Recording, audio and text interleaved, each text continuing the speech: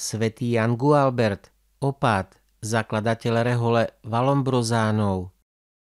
Jan Gualbert sa narodil okolo roku 995 v bohatej šlachtickej rodine vo Florencii.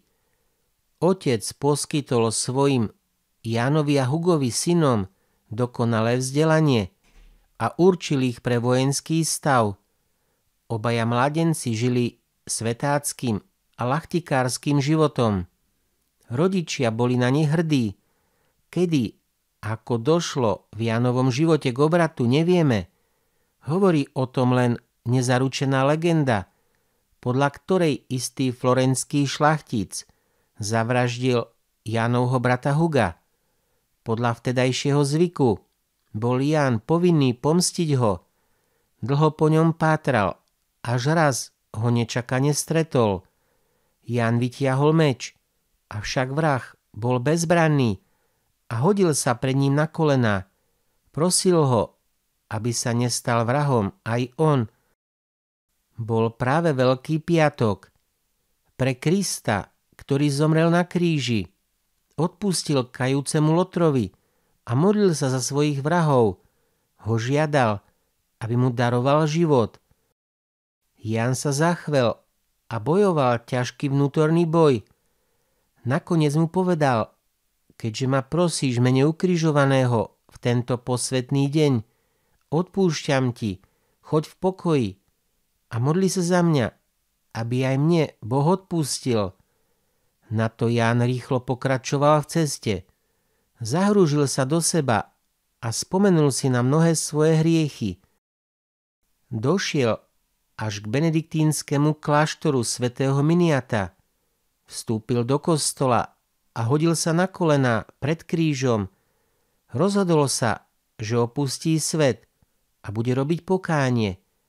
Svojich spoločníkov poslal ďalej a on šiel za opátom.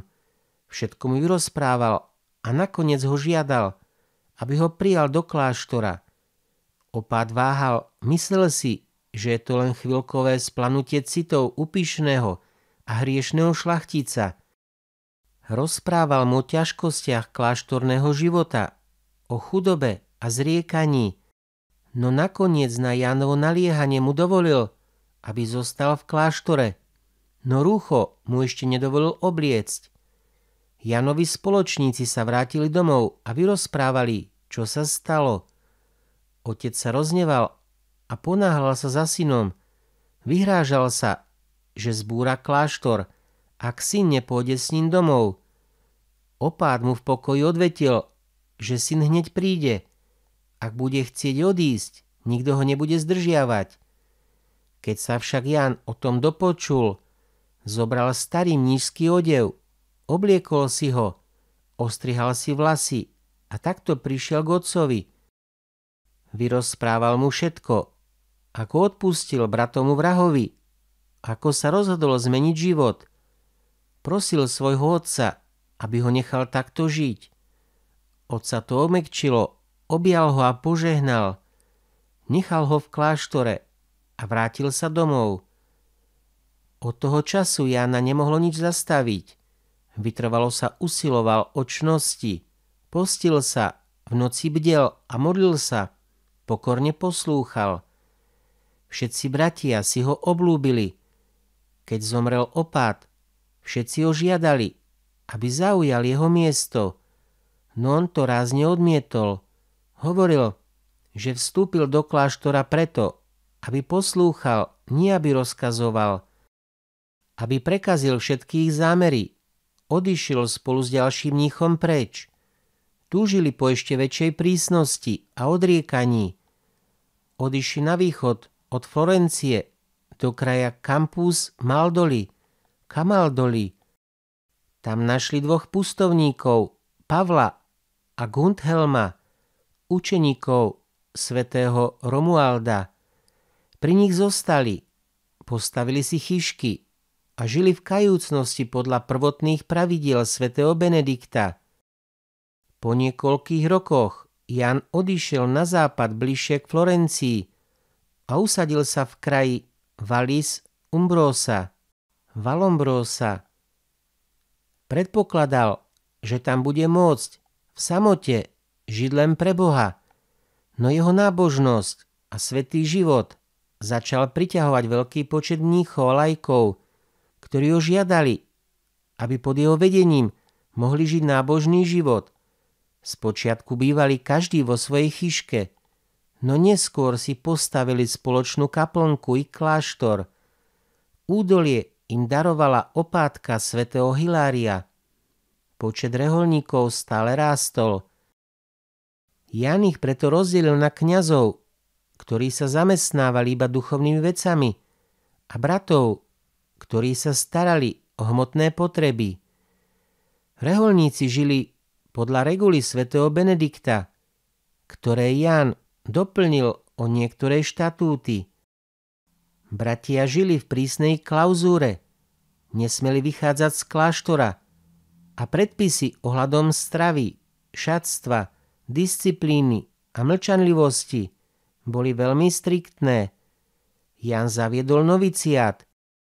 Mnísi nosili reholný odev šedej farby, čím sa odlíšili od čiernych benediktínov a bielých kamaldulov. Ján mal súcit s chudobnými a chorými. Pri každom kláštore postavil pre nich útulok. Často im rozdal aj posledné zásoby kláštora. Zo všetkých síl podporoval pápeža a jeho nariadenia. Svetských kňazov pobádal, aby žili v spoločenstvách a zachovávali celibát. Bojoval proti Simonii, svetokupectvu a zasahovaniu svetskej moci do cirkvi. Stal sa jadrom odporu proti florentskému biskupovi Petrovi Mezabarbovi, ktorý získal biskupstvo Simoniou, čiže úplatkami. Biskupa kritika nahnevala a rozkázal kláštor Valombrozánov podpáliť.